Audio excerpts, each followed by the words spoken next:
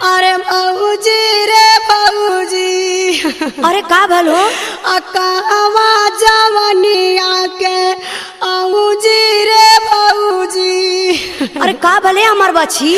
अपियावा मिलल मन मौजी रे भौजी। का भल मारल की गरियावल? अरे घरवा के छोड़ी के चिरौजी रे भौजी।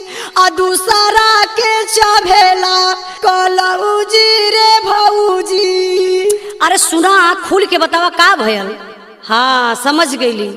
यही से कहल जाला कि घर का बहन बिटिया आबरू होली। और सुनली कि तू बचपनवा से मनमानी कैलू। सुना, पापा संगे घात कैलू, मम्मी का ना बात मनलू।